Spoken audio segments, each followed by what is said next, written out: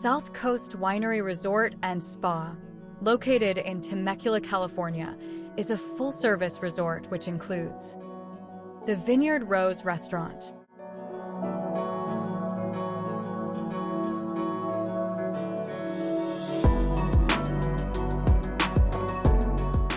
a tasting room,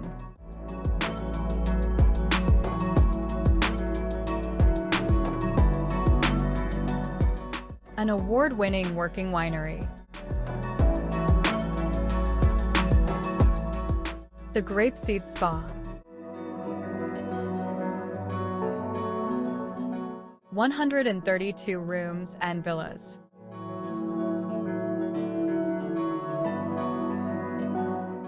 meeting and event space, and wedding packages.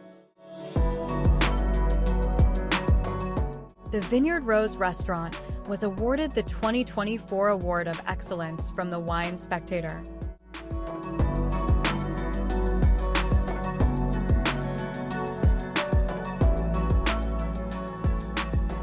So my name's Jonathan Alcala, originally from San Diego, trained in Napa Valley. I was at the Culinary Institute of America, did that for 2 years, just worked everywhere in the valley that I really could.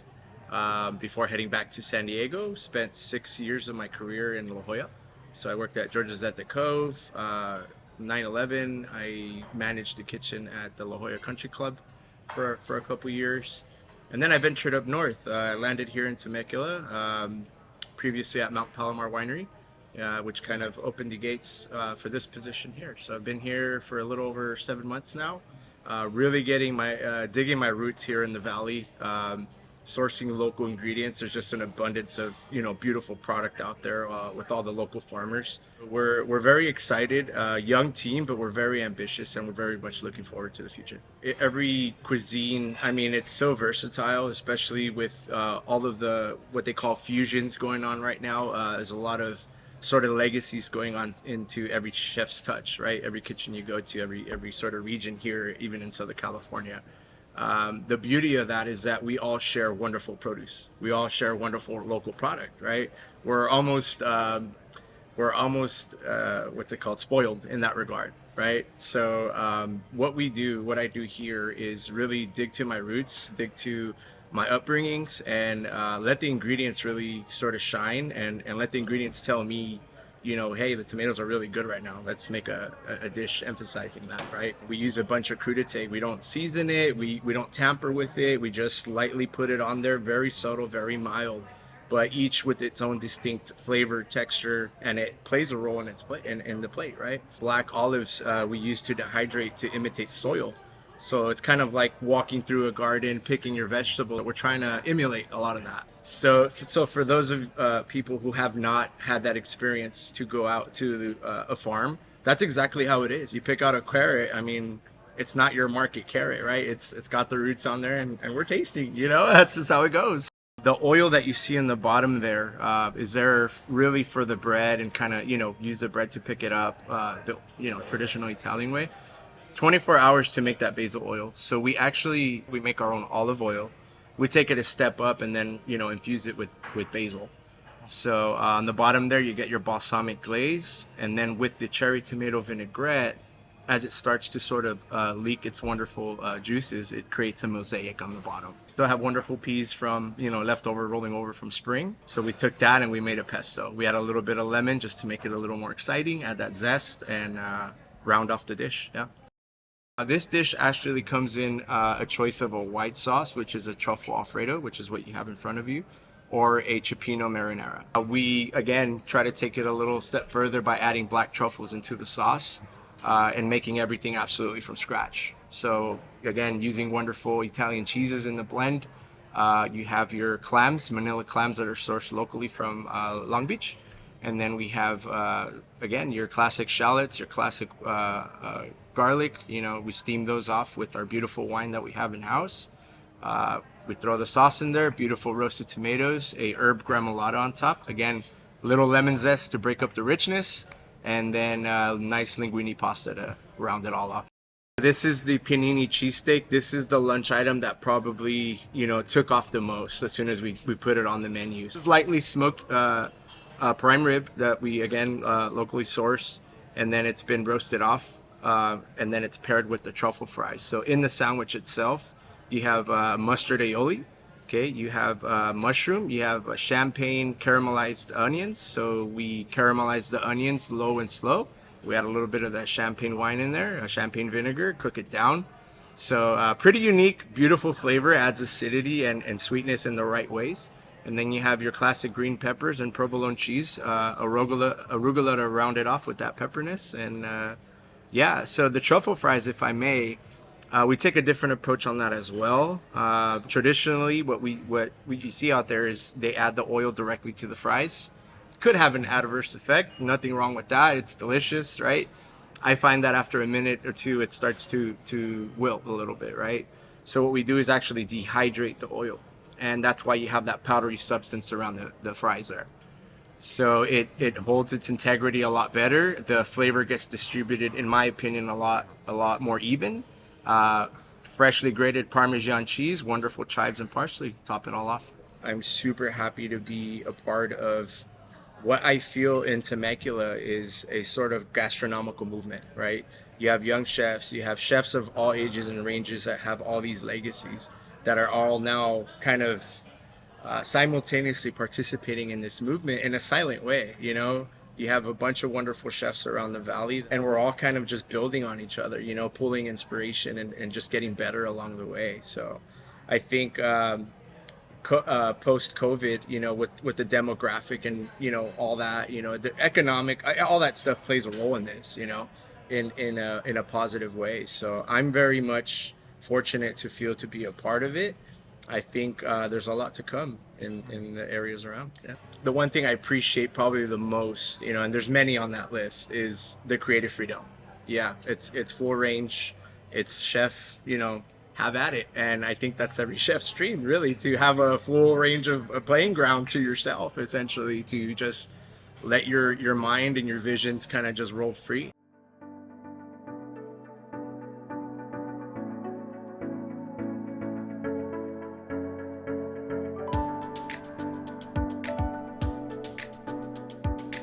The family-owned winery is the only state winery to claim the title of California Winery of the Year 5 times at the California State Fair Wine Competition.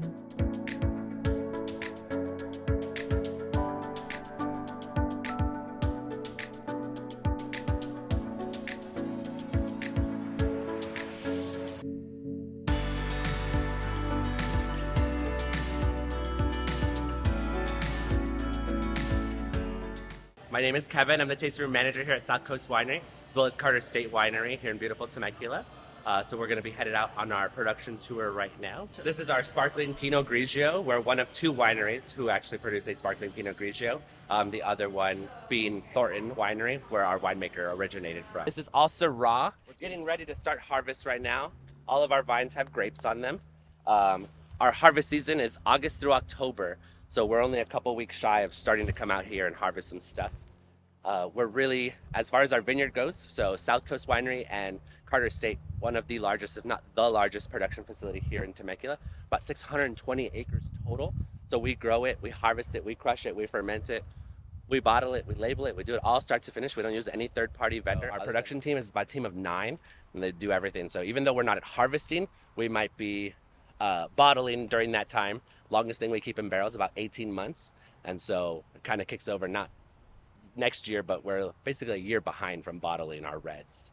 So if we're not crushing, fermenting at that time, we're filtering through wines, we're just keeping the areas nice and clean, moving from barrel to barrel, So when we get into production, we take our horticulture team, the groundscaping team that keeps everything nice and prestige, they jump onto the production team. So 120 acres total. So obviously here at South Coast, we're about 68. Carter's 108. Our largest plot of property is in our Wild Horse Peak area in the Mount Palomar Mountains, about 15 miles southeast of here. We are on a very water conscious mindset here, just not in Temecula, but California in general. So we're on what's called a drip irrigation system.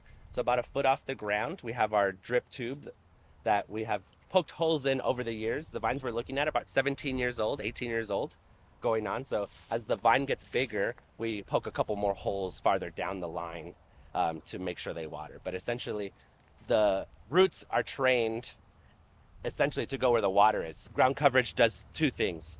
Absorbs more water during spring to make sure we want to kind of stress out the grapes a little bit, the vines. We want them to absorb as much nutrients as from the soil as it can versus just plumping up with water. So we've planted a root coverage or a ground coverage there. That's what that does. So it'll hold extra more water. And then as we get into summer, it all dries out. And now we have a bedding to now protect the topsoil from drying out even more. Some of our original tanks out here. So when our production facility was very small at the beginning, we were only using tanks about 1,100, 1,200 gallon size. Nothing wrong with them. You can tell their older technology is a little bit dated, you know. Insulation from the outside versus our sheeting insulation from the inside to keep the tanks cold.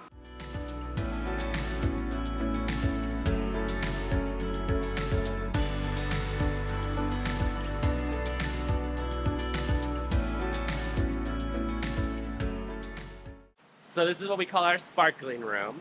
Again, we're gonna do a little backwards. So everything starts and ends in tank for the most part. We're gonna crush. Juice is then gonna be put into a fermentation tank.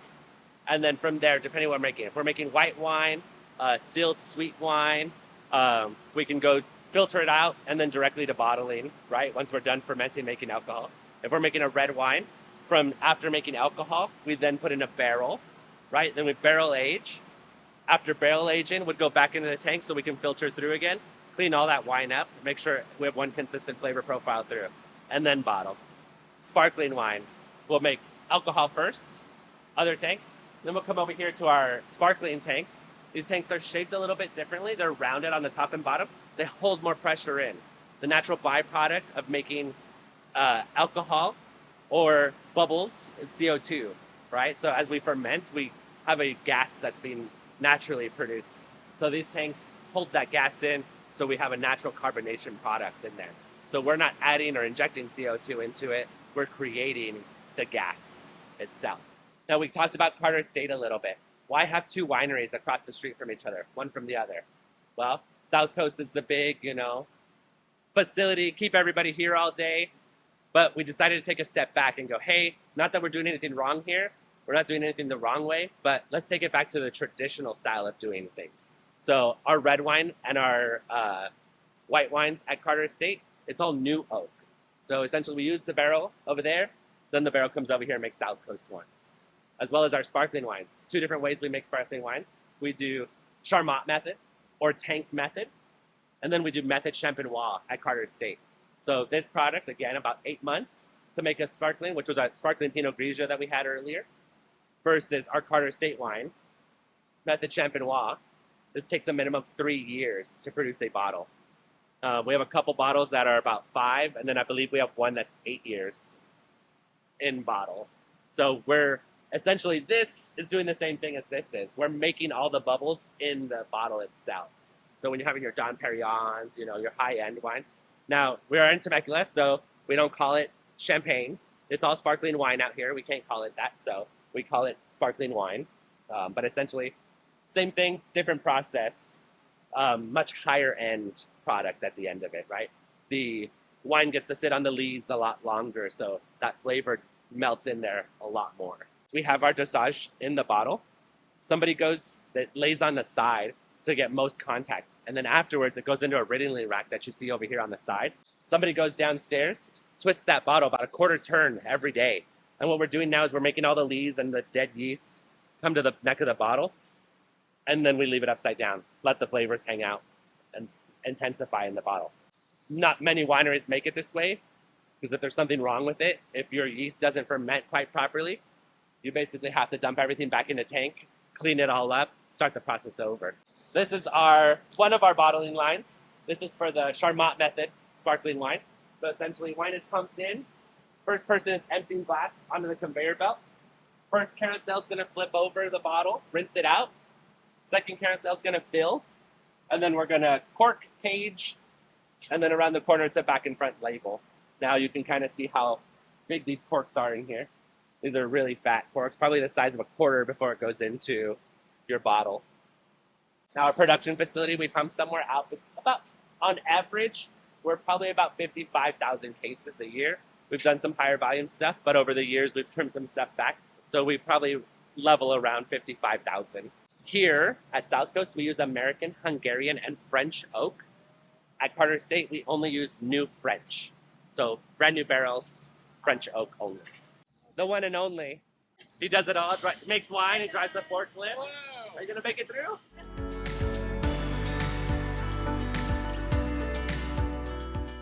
When they do get ready to harvest a certain section or a specific varietal, they come up at about 3 a.m. in the morning, jump in all their cars, head out to a specific area of the vineyard, and then come back here. They want to make sure they're back here before about 11 o'clock. As you can tell, it's currently 2 and we're 90 degrees out here. So we want to make sure we're out of the field, back in air-conditioned facility. So these are our newer guys. About 36 indoor tanks are, again, newer tanks. Range anywhere from 2,200 gallons up to 10,000. They're jacketed from the outside, so we don't have that insulation thickness, so fully 100% temperature control. Then we have different hatches, depending on what we're doing, cleaning up, anything like that. Also different size levels for pouring out. So if the skins are on, we'll pump from a higher nozzle to make sure all the skins settle at the bottom.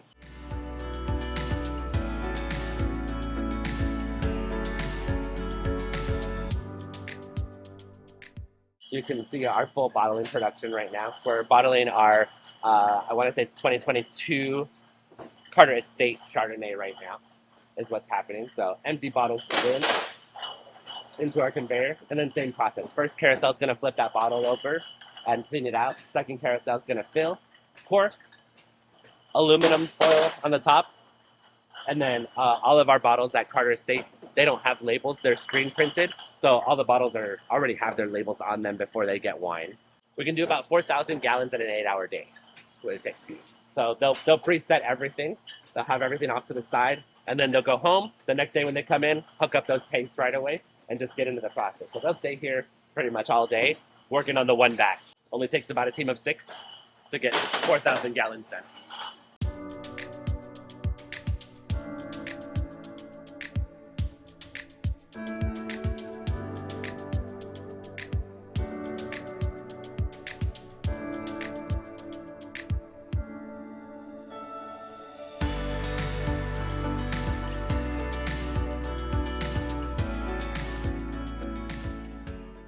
So again, about 48 different wines. There's no wrong or right way to do this. Enjoy, listen to your palate, ask questions so we can determine, hey, do we need to go sweeter? Do we need to go drier? Do we stick with bubbles or no bubbles?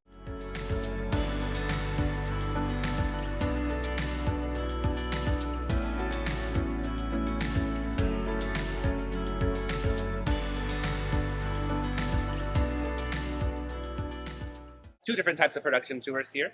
Our first one, which is our executive tour, it goes out at 11 a.m. on Fridays, Saturdays, Sundays. And that one, you get about an hour and 15 tour through production, your glass of sparkling wine to start off with. And then you come back to our members lounge where we host you as a VIP person in our members lounge. And it also comes with a charcuterie per person.